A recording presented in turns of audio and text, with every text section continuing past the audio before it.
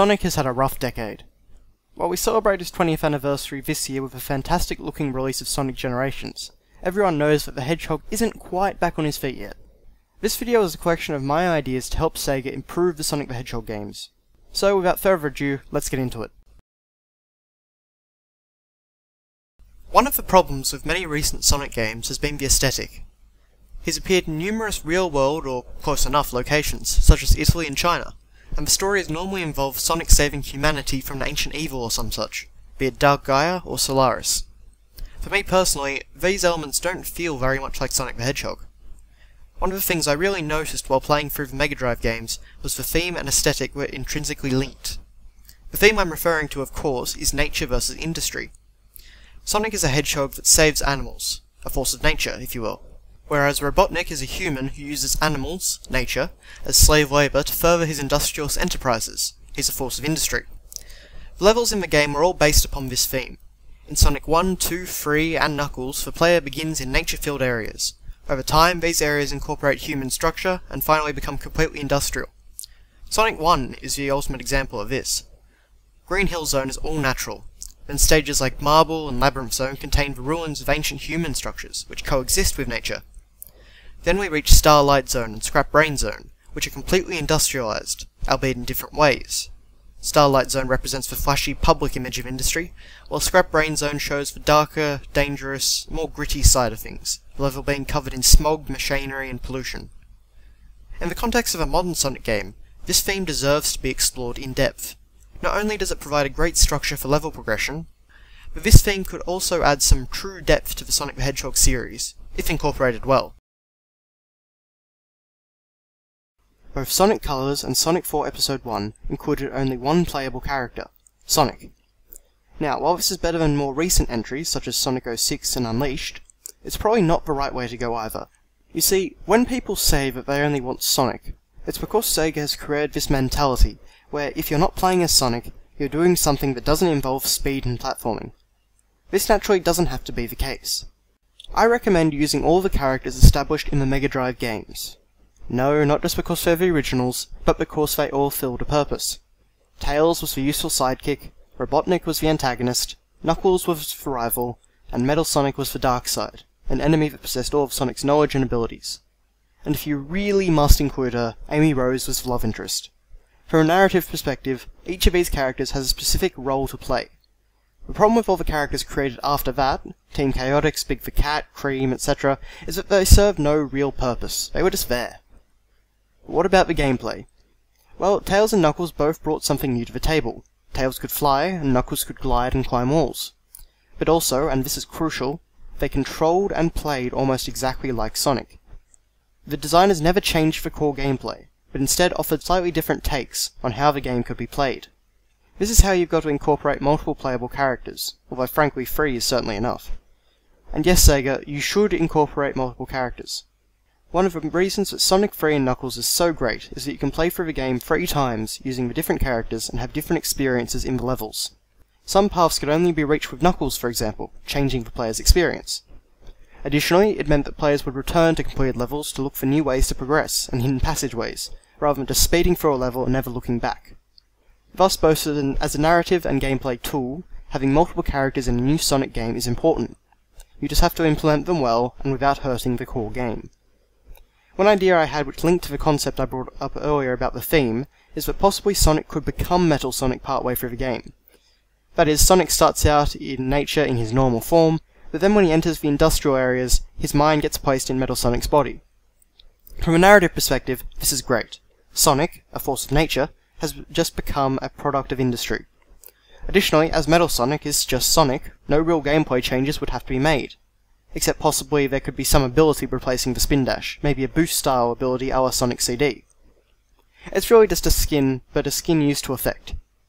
But anyways, this is an example of what I'm talking about, using the inclusion of multiple characters purposefully, and to effect without changing the core gameplay. Bring back the spin dash. It's an invaluable tool for quickly building up momentum in addition to being a powerful attack. Additionally, in Sonic 4, the first game in years to have the spin dash I might add, when you would spin dash and then fly up in the air, Sonic would come out of ball form. This is bad. The reason that the player uses the spin dash technique is for protection and offense.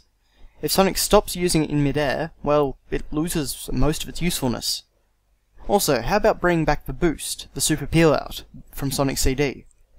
That was a pretty neat ability, and if implemented well and given a good purpose, it could be a welcome addition to Sonic's arsenal. Another ability that has disappeared is the elemental shields.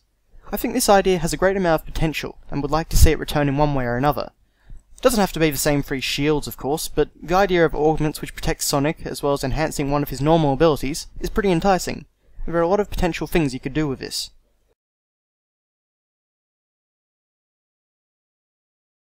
Sonic has had some really atrocious boss fights in recent years. In fact, the only Sonic boss fight this past decade that I can truly say I enjoyed would be the final boss fight in Sonic Colors. So, first off, let's talk Robotnik. The great thing about the boss fights in the original games was that Robotnik would pilot inventions, and these could really be anything. There was absolutely no criteria for what the boss had to be. As such, I say bring Robotnik's crazy inventions back, and come up with some really insane and unique designs for them. I mean, yes, they should be challenging, but most of all, I just want fun and unique boss fights. There's not really much I can say in depth on this, but basically just try and think outside the box, and playtest to make sure that battles are enjoyable. Another thing I wanted to mention is that bosses could possibly be a bit more varied. How about some more races, like Metal Sonic in Sonic CD, and Shadow in Sonic Adventure 2? After all, Sonic's gameplay is basically a mix between speed and platforming. I think a race is the most obvious way to challenge the player in these two areas.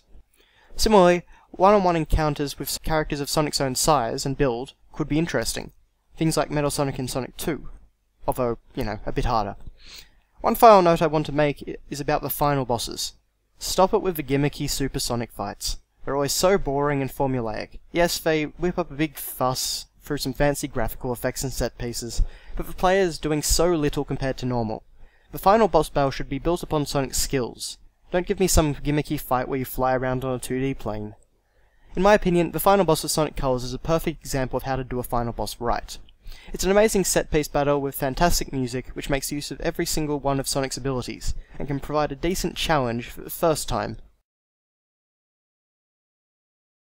Super Sonic should be available for use in all stages, not just for the final boss fight.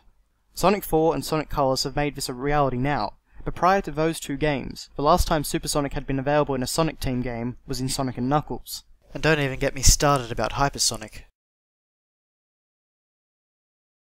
The age-old dispute between the 2D and 3D perspective. In terms of recent games, Sonic 4 is all 2D, and Sonic Colors is mostly 2D with a bit of 3D and pseudo-3D thrown in for good measure. Personally, I do believe that a mix of perspectives is the best way to go. However, I do believe it should be a bit more of an even split between 2D and 3D. Sega simply needs to figure out how to do 3D Sonic stages well. I think one of the problems with the modern 3D gameplay is the speed. There's too much emphasis placed on going fast, as opposed to actually platforming, or heck, actually playing the game rather than being a passive observer.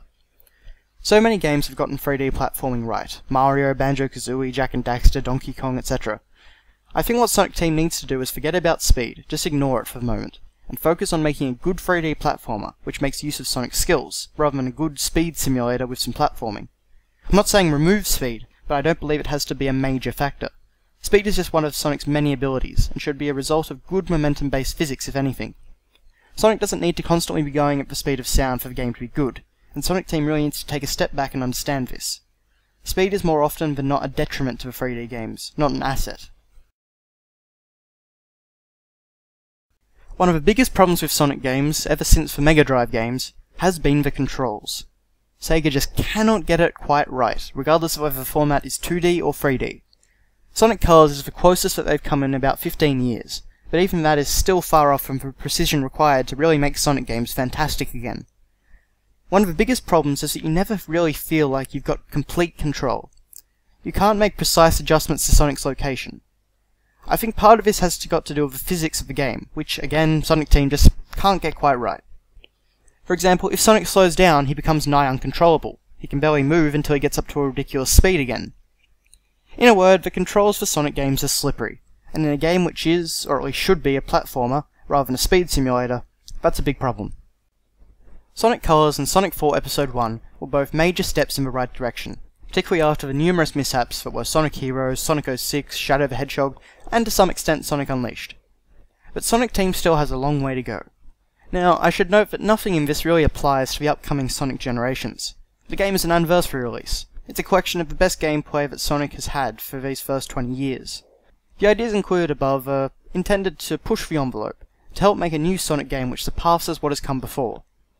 Sonic Generations is simply not that game, and neither should it be. Anyway, here's hoping the Hedgehog has a much more favourable history to look back on come his 30th anniversary.